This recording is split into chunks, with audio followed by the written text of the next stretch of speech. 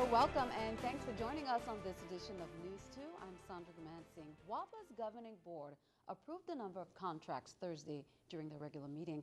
Among them was the announcement that WAPA had entered into a 25-year agreement to bring a new resource to the grid. News 2's Erica Parsons has the story. WAPA officials sealed a deal Thursday to add a new resource to the territory's power grid. WAPA's governing board approved a motion Thursday to allow WAPA to enter into a 25-year contract with Tibbar Energy. Well, it's a dispatchable renewable source, which means it's available 24/7. WAPA would buy power from Tibbar's anaerobic digester facility, which creates a biogas. So it allows for us to put that kind of a resource on, as well as hedge against commodities fluctuating for 20 years. It gives us a fixed cost in our portfolio that we can count on and not worry about fluctuating or getting higher. The biofuel will consist mainly of king grass grown on St. Croix, rum waste from the industrial park, and bugs. That will be at a rate of around 24 cents per kilowatt hour. This agreement with Tibbar Energy helps WAPA achieve their overall goal of providing lower cost and reliable electric service. Right now we have 10 megawatts of solar coming to St. Croix. There's 7 megawatts for Tibbar. There's another 5 to 8 megawatts of solar on St. Thomas. Then we're doing a full conversion of 8 units for the propane. The facility won't be completed until June 2015, but it's one more addition towards affordable energy. There's a lot going on right now in WAPA for the territory, and hopefully by next summer we'll start seeing some significant relief for the ratepayers. We expect some 30% next summer with just the propane project. These others will play a role as well, and we hope to get a product to the ratepayer that they can afford and it can be reliable for them as well. Erica Parsons, News 2. Now, the board also approved a motion to let WAPA enter into an interconnection agreement with Tibbar to allow the electrical interconnection of the proposed power facility. During WAPA's board meeting Thursday, WAPA officials also announced the 2013 recipients of the Alva C. McFarland Scholarship. Family members were present as St. Croix students Miles Ventura and Kareem Edwards were presented with their awards. Family members were also there for St. Thomas student Jaron Harris's presentation. LaRon Henry is currently in college and could not be present for his award.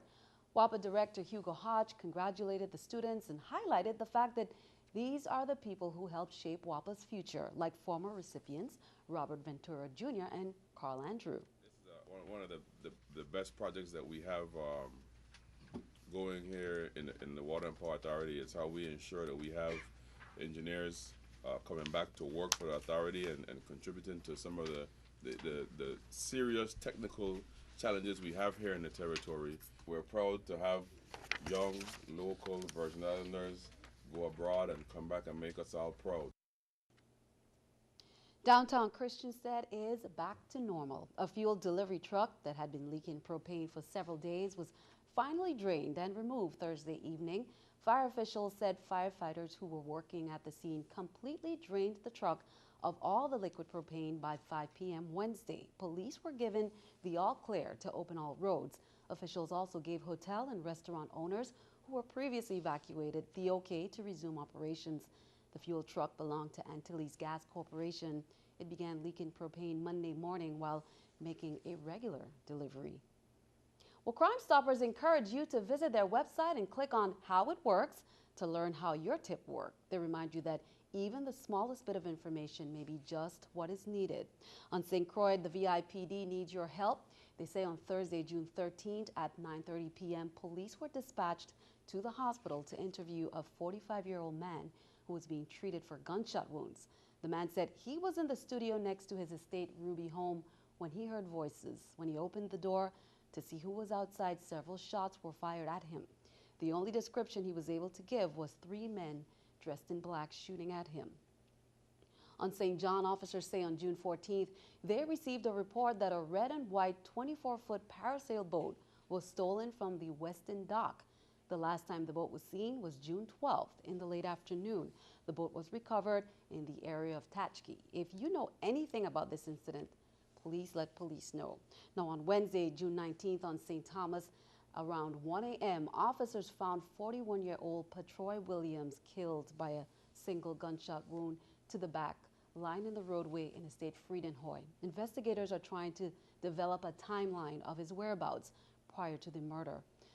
Submit your information on these or any other crimes at www.crimestoppersusvi.org or by calling 1-800-222-TIPS, that's 1-800-222-8477, or by texting USVI plus your message to crimes at 274637. Remember, if your tip leads to an arrest or the recovery of stolen property, illegal drugs, or weapons, you will receive a reward to be paid according to your instructions. The Virgin Islands Next Generation Network, or VINGN, awarded a contract for the installation and testing of network equipment at community anchor institutions, or CAIs. CAIs include all schools, healthcare, public safety, and government offices, and the award will connect these institutions to the territory's high-speed broadband internet network. The VINGN Board of Directors authorized the contract with the Evertech Group for a total of $430,000. It also authorized a contract for fiber optic cable for a total of $105,000. Well, as we reported earlier, Dockside Bookshop, the only bookstore in St. Thomas, will be shutting business down very soon. And St. Thomian patrons are asking why. Taxes and higher utility rates are part of the problem, but the global shift toward electronic books and online buying is turning out to be a major culprit. News 2's April Knight has more. Dockside Bookshop on St. Thomas has been getting more customers than usual these past few days. Not because business is picking up. Customers are scrambling because by the end of next month, Dockside will not be here. To many, the news that Dockside was closing came as a shock. It's the only bookstore on St. Thomas. The main reason we're closing is because we can't pay our bills. We're not making enough money to pay our bills. Selling books on the island is pretty rough for Dockside. We do have a lot of expenses here that you don't have in the States. For one, it has to pay shipping for all the books, as well as customs and excise taxes. And then there's WAPA. Besides it being very expensive, we lose a lot of equipment. Everything we have is on a battery backup. It constantly burns out the batteries.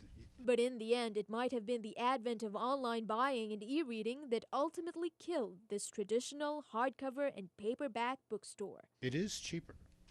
Electronic books, which is mostly dominated by Amazon's Kindle, is taking a good chunk out of everything from hardcovers to small paperback sales. But while ebooks and e-readers such as Kindle and Nook proliferate, there are still St. Thomians who are not digging the electronic trend. No. I don't deal with a computer, to be honest with you. I know everybody today have other ways, but this is the easiest one for us because we can come in, see, put down, look at it. Losing Dockside is a big blow to locals. I think it's a shame that the bookstore is closing. I don't feel good. I wish it could stay. Locals can do nothing but accept the inevitable that come end of July, this corner store at Havenside Mall in St. Thomas will display nothing but an empty storefront. April Knight, News 2. Well, Dockside Bookshop will continue its operations until the end of July, possibly early August, or until all of its inventory is sold out. Tourism Commissioner Beverly Nicholson Doty is all for sustainable tourism in the Caribbean in her presentation to dignitaries gathered in Belgium for a tourism conference. Doty says that a vibrant tourism sector is one of the most powerful tools to alleviate economic despair. However, Doty laments that despite tourism's contribution as income generator and the fact that it is the largest growing sector of the region, it remains one of those industries that don't get the priority attention. Doty calls for greater commitment from policymakers to recognize major economic drivers. Nelson Mandela's family rushed to his bedside today after receiving word his condition was deteriorating, but now there's word the 94-year-old is stable. People sang and released balloons outside the hospital in Pretoria, where former South African President Nelson Mandela is in critical but stable condition. Mandela has been hospitalized for weeks with a lung infection. Mandela's eldest daughter says her family still has hope he will pull through. President Obama is scheduled to visit South Africa this weekend. Mandela became South Africa's first black president in 1994 after being held captive for 27 years as a political prisoner. His family has asked for privacy, but they have been mobbed by supporters and the media. Meanwhile, after several test votes, the Senate passed a bipartisan immigration bill that will clear the way for millions of illegal immigrants to gain American citizenship. But House Republicans are warning that the legislation may be dead on arrival. Danielle Nottingham reports from Capitol Hill. Washington, D.C. The Senate passed major immigration reform Thursday that could help keep families like the Alfaros together. 14-year-old Jaylene Alfaro came here with her parents illegally from Honduras. The government recently threatened to send her father back. Many people are being separated from their kids. Many kids are being orphans even though their parents are alive. The bipartisan bill offers a path to citizenship for the millions of immigrants living in the country illegally. The addition of 20,000 new Border Patrol agents and 700 miles of fencing along the U.S.-Mexico border addressed Republicans' concerns about border security and won enough support to pass in the Senate. The yeas on this bill are 68, the nays are 32. The bill as amended is passed. But this bill may not go very far. Speaker John Boehner has already signaled the legislation does not stand a chance in the GOP-controlled House. The House is not going to take up and vote on whatever the Senate passes. The major sticking point for several Republicans is the pathway to citizenship. Many are opposed to giving amnesty to millions of illegal immigrants. Jaylene Alfaro's father hopes House lawmakers come around. Not only for my family, but for 11 million of people who are in the same condition. The White House has already said it backs the Senate's bill. Danielle Nottingham, News 2. And keeping our eye on the economy, a trio of better-than-expected economic reports pushed stocks higher for a third straight day. Fewer Americans applied for unemployment benefits last week, further evidence of a modest improvement in the job market, and more fallout for Paula Deen over her use of a racial slur years ago. Target, Walmart, and Home Depot now says once existing merchandise is sold out, they will not carry Deen's line of food and cookware. The 66-year-old celebrity chef admitted using a racial slur during a deposition in a discrimination lawsuit. This is a New York Stock Exchange with Scotiabank's Stock Market Watch. Everything up. The Dow, NASDAQ, S&P. Dow 114, NASDAQ 25, S&P 9. Coming up on News 2, many say summertime is the time to go out and enjoy the outdoors and nature. For a group of students, their summer will be all about that with an eco camp. Plus, the festival and cultural organization is preparing for the big day, the festival parade on July 4th. But in the meantime, many are gearing up for the opening of the Festival Village.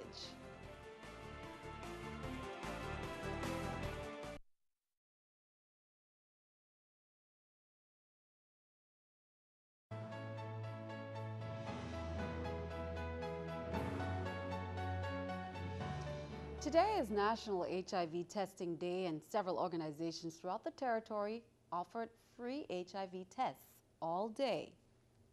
We have had quite a few people who have turned out, some of it due primarily to individuals who already are afraid of getting tested for HIV, but because we're also offering the free blood pressure and the free glucose screening, they came out to get that done, and in addition to that also received the free HIV testing. I know that several times I went to get tested and I had to wait in line. So I went back to my office. I was finally able to jump the line and get tested. When we say it's a fun day, the goal is to reduce the stigma which is associated with HIV/AIDS. And so if we make it seem like it's just the norm, it's cool to get tested. Hey, I got tested. Did you get tested? Do you know your status? That's the whole idea and the whole atmosphere, making it a fun party atmosphere to encourage people to get tested. Bethlehem's Sugar Factory is hosting their first eco camp this summer. Shanika Robinson has more. The Bethlehem's Sugar Factory Eco Camp is located across the street from the National Guard's Armory. This camp is designed to allow their campers to explore their environment, learn ways to conserve energy, and much more. We're getting more younger youths involved, which is from the age of 5 to 12. And we're doing our first Eco Nature Summer Camp, where they have hands-on when it comes to the garden, games, going at historical sites, walking around, learning more about Bethlehem Sugar Factory. The Eco Nature Camp is still accepting applications and is available for students aged 5 through 14. Bethlehem's Eco Nature Camp will allow students to visit historical and cultural sites, make their own dye and paint from local plants and fruits, recreate well-known cultural artifacts, and so much more. The camp will be going from 8 in the morning till 3, and from 3 to 5 will be where we have anytime extra hours. We'll extend the extra hours till 5. The camp started on June 14 and is still open for registration. EcoCamp's last day is scheduled for August 2nd. Well, this summer I just wanted to have the kids to have a better understanding and a better appreciation for their environment and their culture here as Virgin Island residents. The environment is something that we can't change, we have to live with it. So in order to have to better ourselves, we have to start with the younger generation. We got to also thank the Department of Education because they also will be donating lunch for the youths, so we have lunch on board. For more information, call 244-1484 or email renicejames@live.com. We're encouraging more families to bring the children out here and join this eco nature camp that we have, that they could see all what we're offering. Shaniqua Robinson, News 2. Well, once more, the campsite is located across the street from the National Guard Armory on St. Croix, so don't hesitate to stop by if you're in the area. Well, the festival and cultural organization is preparing for the big day, the festival parade on July 4th. But in the meantime, many are gearing up for the opening of the festival village on St. John's, 7 p.m. at the Cruise Bay parking lot. The village honoree is Stedwin Frett Sr. I interviewed him also. He gave me a whole lot of everything. How he worked for almost 20 years with his wife, who just recently passed last November. And they had a booth and they worked and they cooked, and he used to do all the fishing for the booths because it was small at that time, 20 years ago. And deadline for parade application is June 29th. And if you have any questions or concern, the number to call for that is 690-1225. And the fax number, if you have your application and haven't gotten it in yet, is 776-6992. Come early and stay late. Come to the beach and just walk around and enjoy St. John because it's going to be fun. Now on Thursday, July 4th, it's Juve time, beginning at 4 a.m. Then the festival parade at 11. The fireworks will light up the sky during the fireworks display 9 p.m. at the Cruise Bay Harbor. Well, stick around. Your News 2 AccuWeather forecast is coming up next.